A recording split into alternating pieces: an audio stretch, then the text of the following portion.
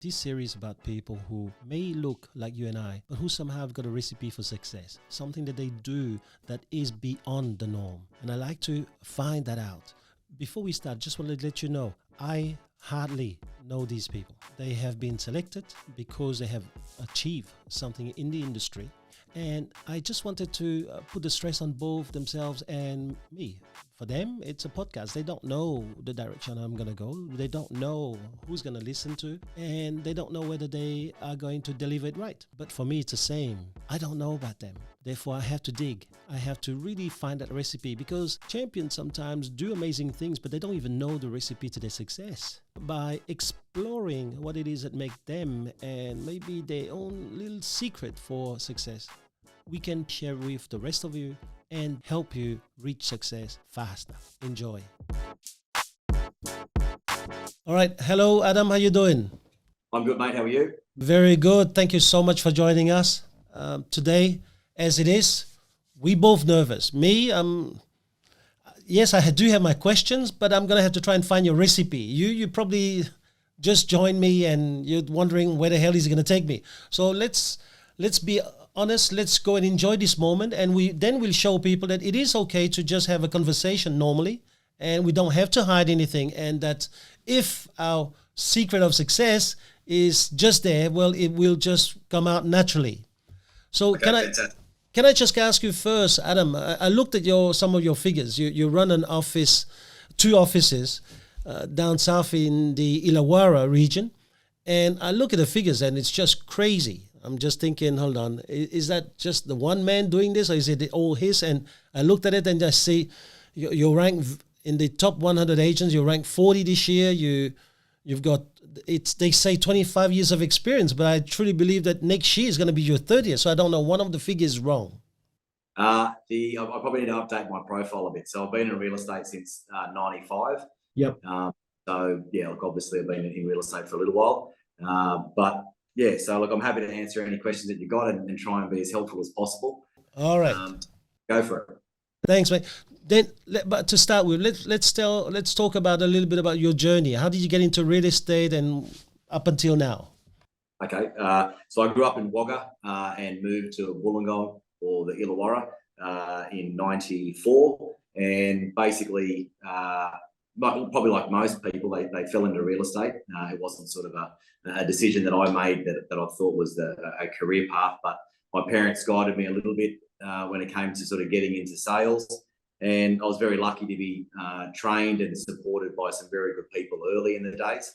And basically, my first career office was in Campbelltown, which is just about sort of half an hour, 40 minutes from Wollongong. And sort of, I suppose, cut my teeth and learnt a little bit there, and then realised the commute probably wasn't going to be a long-term beneficial scenario. So then got established down in Thirroul, which is just north of Wollongong. Yeah. Worked there for 2 or 3 years, and then decided that I wanted to do some travelling. So I spent 2 or 3 years travelling all over the world, and then sort of had a bit of fun, let my hair down a little bit, and then came back and got straight back into real estate. Yeah, okay. So how old were you when you first started in real estate? 19.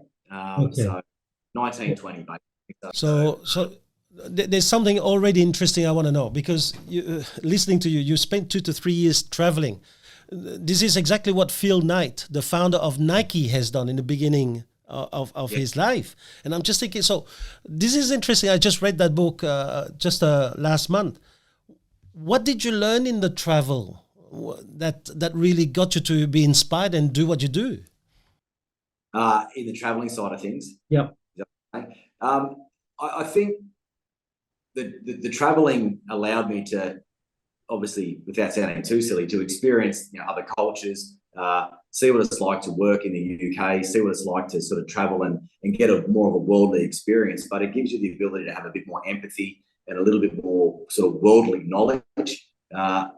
That in itself, in the later years in life, you can build a lot of rapport and have relationships with clients when you can discuss some of the experiences you've had, obviously on your travels at a younger age, but obviously over the last 20 or 30 years you travel as well. But it gave me the chance to sort of see how other people lived.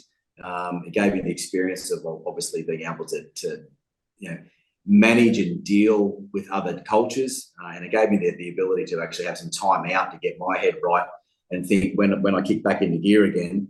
I've had the chance to have some time off and probably all care, no responsibility when it comes to sort of having a travel life.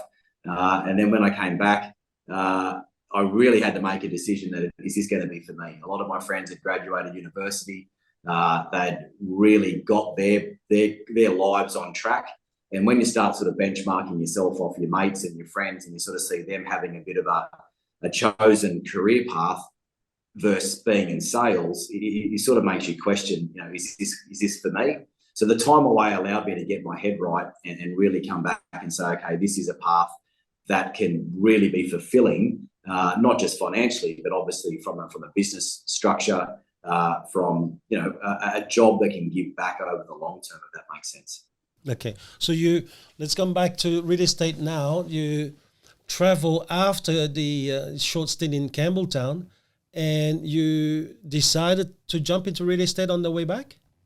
Yeah, I did. I could have. So in the time of traveling overseas, obviously you do a variety of jobs. I worked in the bank, I worked on construction sites. You can do pretty much anything when you're traveling. But when I came back, I really made the decision that the career path and the longevity would be far better off investing in myself, in my own sales career, and then obviously in the long term buying into a business. So the time out gave me that chance to think which path I wanted to go.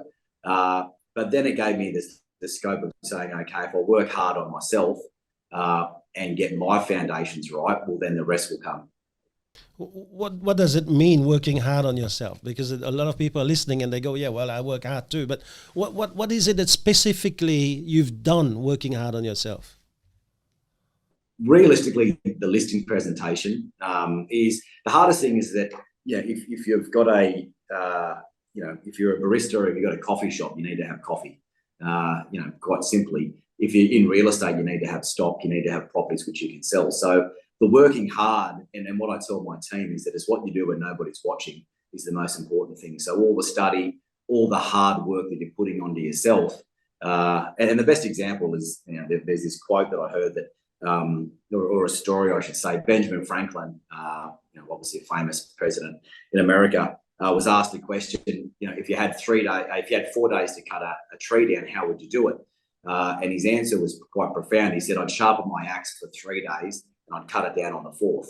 And what that meant to me was that if you work really hard on you, personally, physically, mentally, but more importantly on how you present to get the business, if you work hard on those 3 days, and then when you get in front of a client and you can nail the business, my present to list ratio is well above 90%. So if I go to a listing, I generally don't miss it. So working hard on myself was the most important thing to make sure that when I sat in front of a listing opportunity or a chance to present, I'd get the business. Because there's nothing more heartbreaking than working hard prospecting in the early days to get to a listing and then to lose it to somebody else who's got more experience or a better presentation. So for me, the foundations was to get myself right, get my listing presentation right, and don't miss that opportunity when it's put in front of you.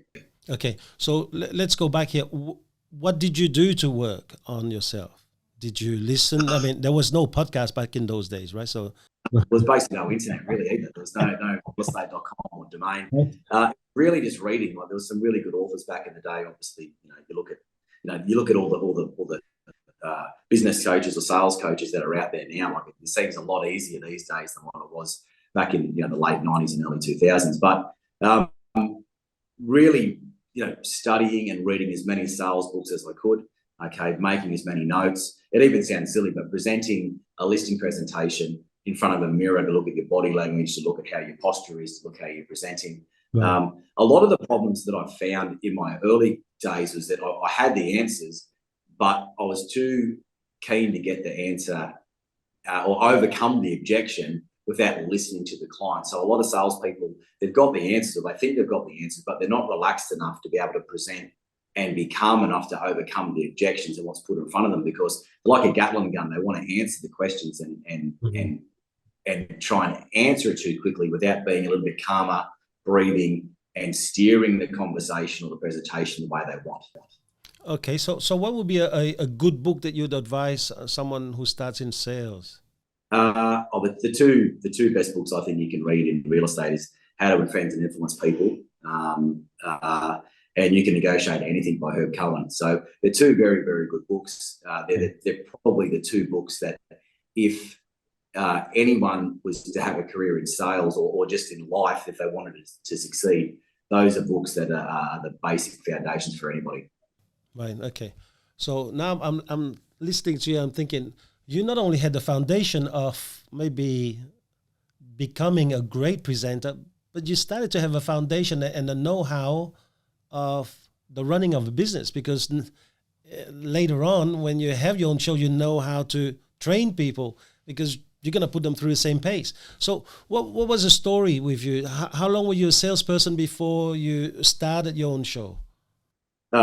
So again, I was 95, 96 into sales.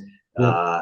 And obviously did some 2 or 3 years, went overseas for a couple of years. So I bought into the business that I was employed by in 2006. So from 2006 until now, I had the opportunity to work with a business partner for quite a few years. And he obviously coached and helped me a lot from a sales perspective and obviously with the business. And then my previous business partner, Matt, wanted to sort of take a bit of a back seat and more of a lifestyle change. So at the beginning of COVID, we agreed that obviously that we would come to an agreement, and I bought him out during that COVID period. Okay, so this is interesting. You started with Dignam Real Estate. Yes. And in 2006, so within a few years, you became a partner. Were you invited, or did you sit down and go, listen, if you want me to stay, this is what I want to do?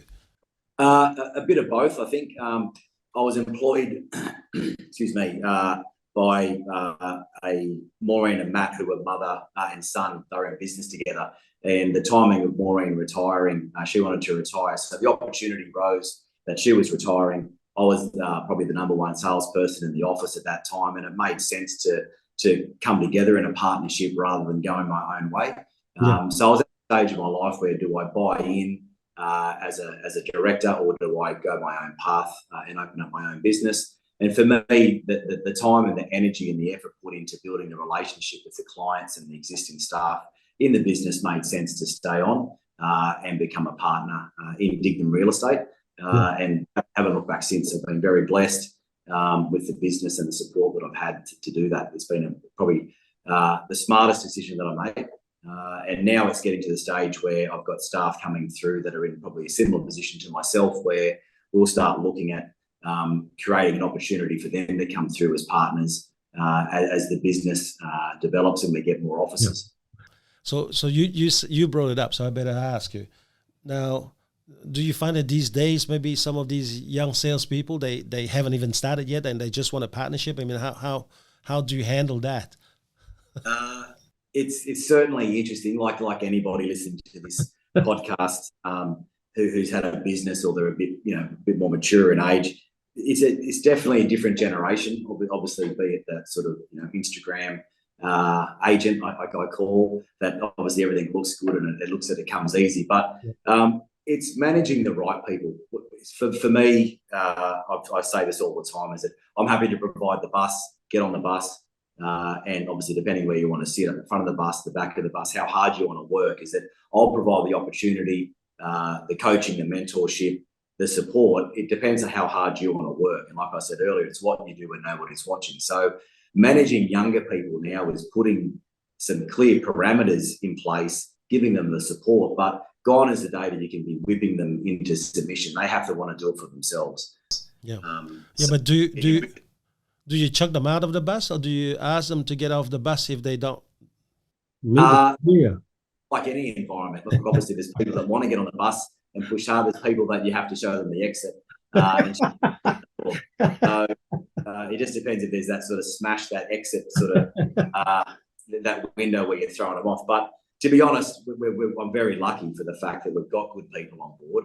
I only had a meeting this morning with majority of the sales staff talking about intrinsic pressure on themselves and within the team. It can't come from the top of the hierarchy and sort of pushing them. Like any sporting team or any sales team, the pressure has to come from within, ideally within the person, but within the team to say what we refer to above and below the line standards. So we focus on the above the line standards of managing inquiry and relationships with our buyers and sellers. So a lot of that pressure, if it's coming from within the team and off me, that lets me focus on what I'm good at doing. You just got to find the right people in those 20s or 30s that want to be on board and above the line, who puts that pressure on themselves. Okay, we're going to talk to recruits a little bit later on, but I just want to go back to it in 2006. In 2006, Mike Dignam became your partner. You guys been partners, like full partners, for 14 years before in 2000. You're starting to take over. I mean, that's unheard of. Like partners for 14 years. I mean, were there any high? Were there any lows? Were there any ways that we can dance? I mean, people who are thinking of going to partnership, what would you advise them? Yeah, look, obviously, like anything, it doesn't matter if it's a married partnership or a business partnership. There's always highs and lows. You have to have, obviously, a good moral compass with the person that you're in partnership with. So the first thing is you can't be on two different tangents, from a legal or a moral standpoint. So you need to make sure that you pair yourself with somebody who are on the same path as yourself.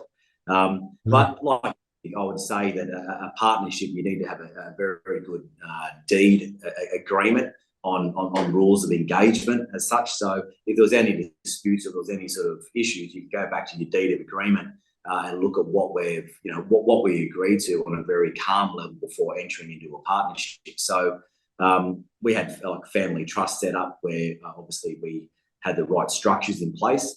But obviously there's highs and lows in any relationship. So it got to the point where Matt wanted to obviously have more time off, and that was his choice. He still works here for the record. So Matt and I know, I saw his picture on the team. Yeah. So, and I think that shows that obviously you can go from, obviously I was an employee and then a director together, and then now obviously I'm the director and he's an employee as such. But the relationship is still strong. Matt's still listing and selling real estate. So that the biggest thing is what I'd give any advice to anybody. You have to be very much running parallel on your moral compass and your belief of where you want the business to go.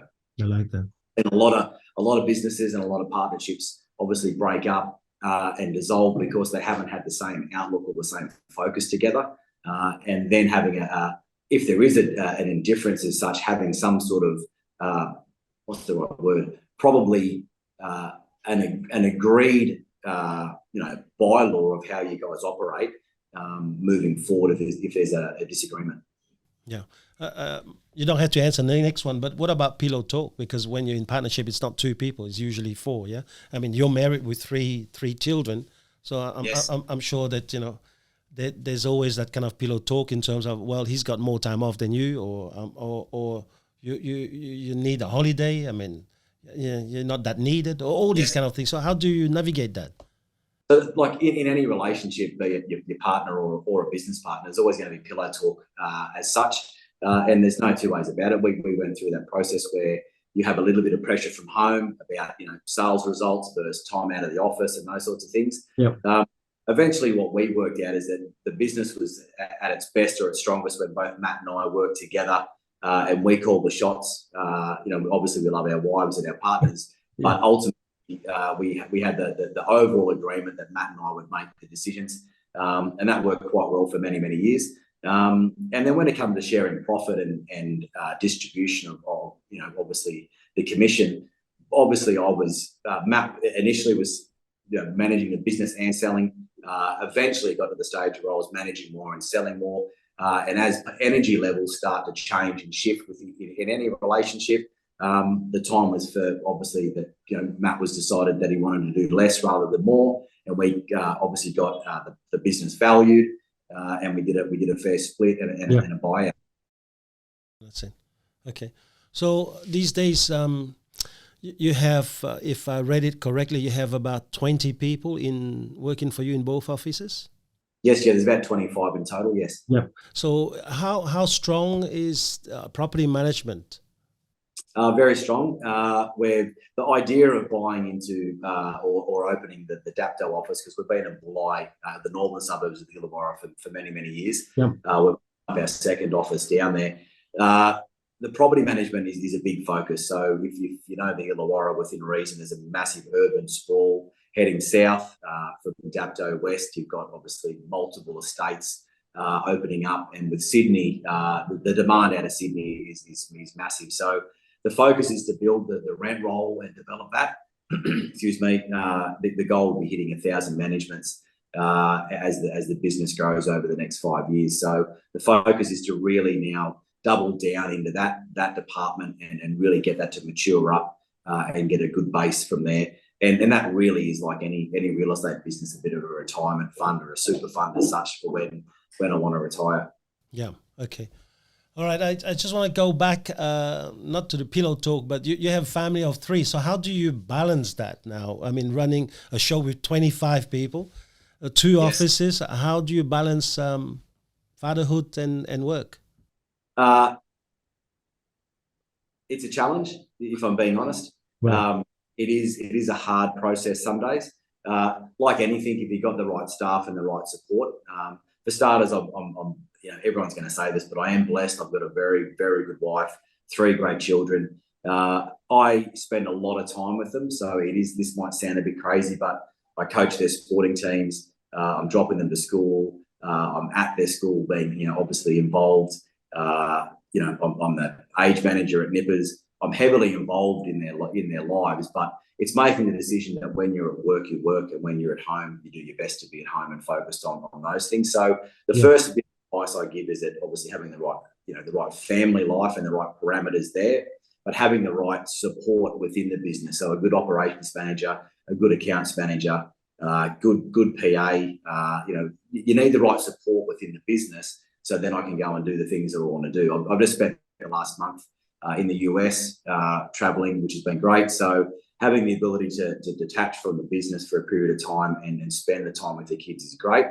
But what you don't want to do is just work really hard and then have one holiday a year and try and double down and spend all the time with the kids in that time period, because they actually don't want that. What they want is obviously a good family life and lots of daily contact and interaction. So you can't overcompensate and just have a great holiday. I think that's going to cut the mustard with the kids, because it's not. So it's going to have to be a commitment that you'll have the parameters within your business and then decisions around that you're willing to lose business if you have to make sure you're investing into your children and your family. Yeah, I really like it. Now, the thing that you really said, though, is for those who are in leadership, leadership is duty. So running a business is a duty. You said you had to make sure you have accounts manager involved. You have to have a right office manager. Then you can do all these things. It's not about, I'm selling, I'm listing, and that's it. Now it's my time with the family. You need to have that structure first. It's duty first before enjoying the rest, right?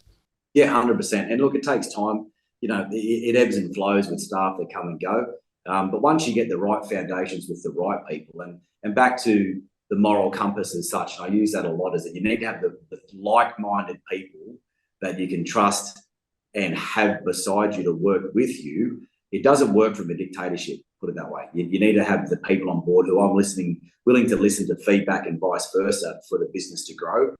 So it took a long time. I was a bit of a control freak where I wanted to be really heavily involved in every single decision. And to be honest, that was a big factor for many, many years where, being a control freak, you actually limit your capabilities, because you really, you can't control or manage everything that's happening within a business. So I had to make the decision to let go of a lot and empower people to make their decisions.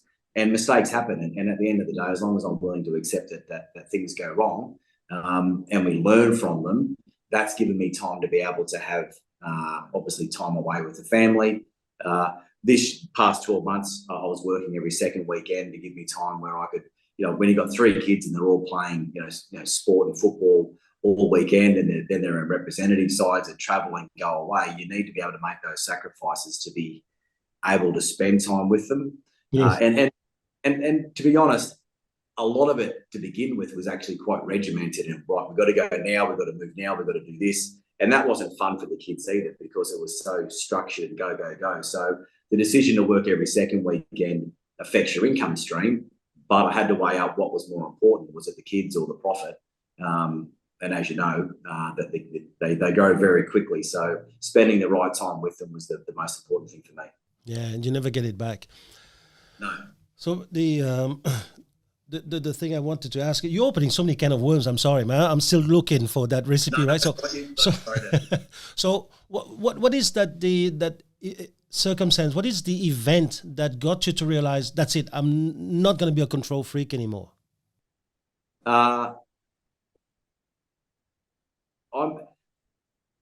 I'm very structured in a lot of ways, but one bit of advice I'd like to be able to say is that if you go through the exercise and write what year it is, how old you are, how old your wife is, how old your 3 kids are, and you go 2020, 21, 22, 23, 24, and you write their ages, your debt, your investment, your strategies, where you're at, quickly you can look down the page and say, well, by the time my son's 16, I'm going to be this age, and this is how much money we're going to have, and these are the trips that we've been on. If you look at it on a spreadsheet, it's like, wow, that's going to happen very. And from a goal setting perspective, it's very powerful. But realizing that if you want to achieve these things, it's going to go very quickly. And for me, it was when your kids sort of start puberty and they start getting a bit older. It's like, wow, these things, are going. Like my son's 14 this year, and he said the other day, he said, "Oh, Dad, I'll be, 4 or 5 years, I'll be at the pub having a beer with you." And it's like, well, those sorts of realities are scary because they're gone. You know what I mean? And it makes you think very, very hard and reflect on your upbringing as a child and the time you spent with your parents. Is that, there's no point being the richest man in the cemetery. You need to make sure that you're investing your time not equally, but as fairly as possible within the business, because the business is the bus that gets you to spend the time with the kids and the holidays and the investments and those sorts of things, right? But it's just got to be a balance, and each individual person that's listening to this has to make the decision with what they want as the balance, or what their level of success is. So that has to be decided individually. Listening to somebody else talk about what makes them tick, you got to look deep into yourself and work out what you want to, what's your level of success. What time do you want to spend with your family? What do you want to have from a wealth perspective?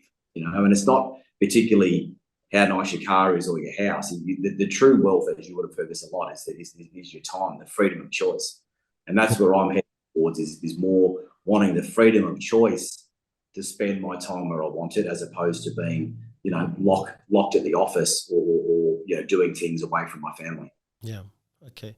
Listen, I can see moral compass is very important for you. I also have been watching some of these testimonials about you.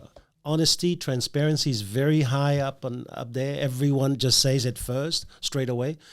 So is that the number one criteria you use when you recruit someone? As in? Oh, definitely. Look, I think the ability to deliver bad news poorly, is a big issue in the industry. If you deliver bad news poorly, you're not going to have a career. So you have to be able to deliver information well, but do it with transparency, do it with a sense of an attitude that I'm going to deliver this in the right manner. So beginning with the end in mind, if I want to have a team of people around me, when I recruit, I need to make sure that those people can have a good moral compass, that can deliver the bad news well. But I think a lot of people are scared to deliver news that the vendor doesn't want to hear, so they tend to sugarcoat it and they don't tell it straight. And that ultimately, in my early parts of my career, the first couple of years, I suffered a lot of stress and stomach ulcers, and really, really worked up about delivering bad news to a client because I thought they thought it was me. But we're just the conduit. We just have to deliver the information to them in the right manner. But it all starts at the listing presentation. So when I'm recruiting, I'll explain to a salesperson that it's how you deliver this communication to the client before they've even signed the agency agreement. You need to set very clear parameters with the client that you're not going to sugarcoat it and you're not going to lie to them to get the business. If they want to start high, that's on them. Let them have a crack at it. But there's a few hurdles along the way and checkpoints that we're going to check off. And if we haven't got a result by X, we're going to move it to this price and we're going to move the sale on. So it's about making sure when you're recruiting that the people that you're talking to are on board with that. And realistically, like any employee is going to know within a couple of days to a couple of weeks if that person can fulfill their promises. If they can't, and I've learned the hard way, you try and put a round peg in a square hole thinking that they're going to be able to do it. But you just have to make sure that they're the right people to begin with and then have the courage to terminate them if they're not. Yeah. So is it something common, right? It's something common that people they hope that the recruit's going to do fine. And then they go, well, especially after COVID, it is much harder to find people. So they go, well, he will do or she will do, and then I'm going to shape them. But that's a mistake. That's a shortcut, isn't it? You can't just bypass that rule because there's a lack of manpower. I think there's two things there. There's the time that you've invested into the recruit and the training and the support, and then there's that sort of when you put your head on your pillow at night time, it's like, oh, have I got the energy to go and get somebody else because I've invested so much time in them? So it's a bit of a, as you said, a hope process. But you'll know, like deep down, you'll know, are they above the line or below the line for the standard, and can they do the job? And it takes courage. Like it honestly does take courage to sit somebody down and say, this is not working for you. You need to move on. And I'm not perfect at it. I've made plenty of mistakes and kept people on way too long. But once you've found the right person, and we've got that, we've got the right people in the right places in our business. Once you've found the right one and you can coach them and mentor them and train them, it's the world of difference. Having the right people who want to be on board, who want to learn, it just makes it's a breath of fresh air. I've got a very, very good employee who will soon be a director, no doubt. Ethan, he has just literally he has just immersed himself into real estate, and he has worked extremely hard. So if you go back to the analogy of sharpening the axe for 3 days and cutting the tree down on the fourth, he's just worked extremely hard on himself. He's building a pot of people around him, and he's developing, really, really well. But he's had people in his pod that haven't worked or been parallel with how we operate, and they have to go. If they're not going to be on board, they have to go pretty quickly. Okay, so what has he got? What has he got? Obviously, that internal pressure, that motivation, that goal. What has he got that maybe other people should really look and emulate? Or is it something that you emulate, or is it you're born with? I think like anything, like if you do a lot of reading or you podcast or you watch a lot, I think you have to hit rock bottom sometimes. I know I did. I was just coasting along and I thought everything was going to be fine until I realised that, I wasn't actually happy. I wasn't happy in my life. This is before I met my partner and obviously got married and had kids and all that sort of stuff. And I think you need to realise someone has to either hit rock bottom and then accelerate, or they have to have that intrinsic pressure on themselves that they're realising that, look, there is a common thing. I have a bit of a cheeky smile when I say this. Most salespeople, bad spellers, are good sellers. They're not really academics. They're not engineers. They weren't particularly great at school, if that makes sense, but they had to be able to build rapport and have a very high social side to them. Ethan has a very good social side, but he had a very deep desire to be successful. His family had a business, a very successful coffee business, Hennessy Coffee, and he realised that he didn't want to go down that path, but sales was certainly for him, and really just worked. I think he worked extremely closely with me for a long time. We trained really hard together, and then he was a duck to the water. He just really took off.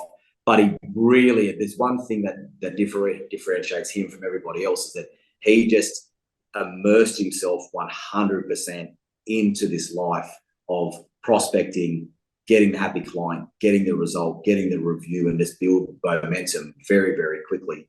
And, you know, he's earning $1 million a year. Like he's 22, 23 years of age. He's, you know, buying property, working extremely hard. Like he is, when you talk about that Instagram sort of 20-year-old, there's lots that say they want to do it, but they're not willing to make the sacrifices. He certainly has made those sacrifices, and we need to find, you know, 2 or 3 more people like Ethan that can sort of set the industry alight in the Illawarra. I think it would make a huge difference. Right. Okay. So you're looking obviously at him down the road, maybe to join you.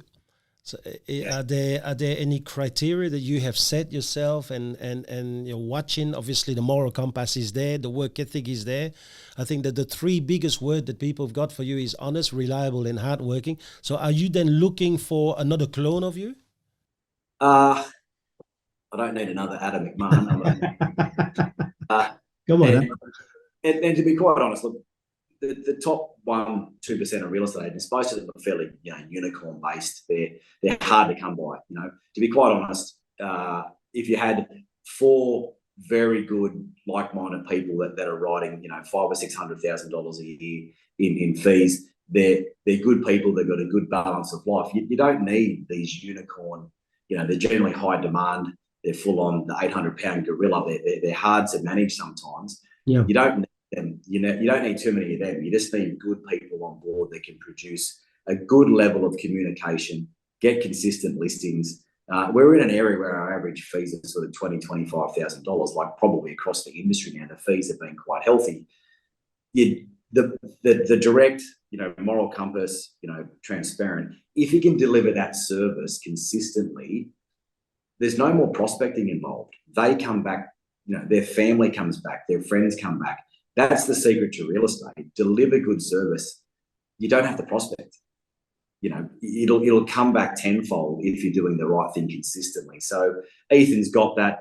The next 2 or 3 hires that we have to have just need to be good, good people who can communicate well. And the secret is training them. I don't know if we spoke about it earlier, but training them, getting them to come to all your listing presentations, me being the lead agent. And what we did successfully with Ethan was that I was a lead agent. He came through and watched every listing that I did, to a point where his skill level, our past mark is that they have to come to my house and present to my wife and I and list our property from a full tour, full listing presentation through to the agency agreement, a set up to sell, and list my wife and I. And if we agree that they're at a standard to pass, they can then go on. So then what happened is I would go to his listings and I'd be his associate or his bumper bar or security blanket for 3 to 6 months until he got that momentum. And then I literally dropped away and he went on his own path. So that's the pattern that we have. And that's the structure, is that I'll support them, I'll train them, and they'll assist me. And then eventually I'll assist them and get them onto that path. And that's working now. We've got 2 or 3 very good, exciting salespeople coming through right now, which is really good. Okay. Is that something that's happening now because you're no longer a control freak, and that you're okay to see that, you know, there's other people as good as you are coming up? Yeah, definitely. And I think, look, I think real estate can be very ego driven, and you want to be number one, and you want to be top 100 or top 50, and you want to have those accolades. There's no point having all of that, but you've got a ball and chain that you have to then do it all yourself. The true secret, as I said earlier, is that choice of freedom, you know, the choice, you know, that freedom of choice per se, is that you're never going to have that if you're doing all the heavy lifting yourself. I think having a team of people around you that you can nurture and coach and bring up, that's the true secret to real estate success. Is the referrals are important, but bringing a team through that can share the load to give you a lifestyle, not just for me, but for them, is that if you've got like-minded people who can help each other out, that makes a big difference on being able to go to a barbecue on a Saturday afternoon, and be able to go to your kids' sport, to be able to go to the school, is that you want that balance. There's no point having all the money, but not the family or the love or the nurturing that you want. I'm starting to see now, I think that your backbone is probably your moral compass. You're a very strong person. And so when team members when they join you, they go, hold on, I either embrace and espouse these moral values or these ethics, or I'm not going to be on that bus for a long time. So That's right. Is there any moment when, like a lot of people take shortcuts, right? Is there any exception? Would you make exceptions for new people when they make mistakes, or they go, well, I'm going to break this value because that'll give me an extra few $1,000s in bonuses? Or No. Well, look, there's a couple of, obviously thresholds or benchmarks. So we don't disclose offers, and we don't disclose why a vendor is selling to a buyer. So we keep those things confidential. So we have a level of an agreed acceptance of how we do a negotiation, how we conduct ourselves. So there are times in the past where we've had people disclose, obviously information confidentially, and they're gone. Like we're not going to have. You can't have. You can't have it all one person disclosing offers, another one not. It needs to be a position where collectively as a team, we all follow the same process. And that's how you become fairly bulletproof when it comes to a negotiation or being at a listing presentation of how we conduct ourselves. So there's a high standard of how we conduct our negotiations, but we won't tolerate, obviously, if you understand ethics, the first level of ethics is knowingly do no harm. So disclosing an offer or doing anything underhanded, especially breaking the law or legally, you'd be gone straight away. I prefer to have an unfair dismissal than have the wrong person in your team. Wow, that is nice. Listen, Adam, is it harder to run an office these days, or is it easier? Oh, wow. I think it's certainly a challenge. The demand on what people want, you really need to be. I've got staff that are here that are 65 down to 18, 19 years of age. So you can't pigeon, obviously you can't just categorize everybody the same. It's really, really hard. So, and because I'm extremely busy, one of my shortfalls is that I am very black and white, and I am very clear. And sometimes I can be, obviously it's my way or the highway. You need to do it this way. But I've learned that you can't chase people. I've learned that you can't be a dictator. I've learned that you have to be more tolerant because everybody's different. And we only spoke about this morning, is that, if you're on track for your ETA for the month or the quarter and you're well comfortable of achieving your goals, if you want to finish off early and do what you wanted to, go for it. But within your pod, you need to make sure that somebody's going to cover the slack. Ultimately, the number one thing is that the client can't be disadvantaged because you're having some time off. So it really needs to be managing, to answer your question, managing a business. You need to be mindful that everyone's different, and learning how do I get the best out of that person is something that I'm trying my best personally. But it can't be, one hat fits everybody. It has to be done separately. And I'd love any advice from you if you've got any off the podcast later, but of how to do that. But I enjoy it, but I'll invest and do everything, be it financially, emotionally, physically, for any of my team, as long as they bring their side of the ledger, that they will go down, fighting. They can't be. My probably level of tolerance to people that give up doesn't last very long here. You have to be basically 100% committed to doing the action, or tell me that you can't do it and then we can manage it. But if you say you're going to do it, you have to do it. I can see it. I'd love to do a next podcast with you on management leadership, but I can tell you now, your general pattern, I can see it, which is you demand a lot, but you will love your team. You'll give them all the time and space, but we need to do our duty. And I can see that about you. So to end this podcast, I just want to ask you one question I love asking people is, how do you know you're leading a good life? It's a good question. The only way you can honestly answer that, in my opinion, is that if you've set, be it a 12-month goal, a 5-month goal, a 1 year, 5 year, 10 year goal, if you're on track and you're achieving those things, but you've got a healthy body and you're generally a happy person, it doesn't, the true level of success, if it's a mum saying, I want to be the best mum possible and I want my kids to be happy and healthy and they're at school and they're fed and they're warm, if they're achieving that goal, they're successful. If you want to be, in the top 100, in Australia, and you get there, you're successful. The only person that can determine if you're successful or not is yourself, not your parents, not your employer, not your wife or your husband. You have to have it yourself of what you want to achieve. The journey can be up and down, but you can't micromanage it and say, am I happy this week? Am I happy, the next week? It's got to be, you got to get your head up and look at the bigger picture. And ultimately, you will know yourself if you're on track to succeed, to do the things that you want to do, and you're enjoying that process. I think that's successful.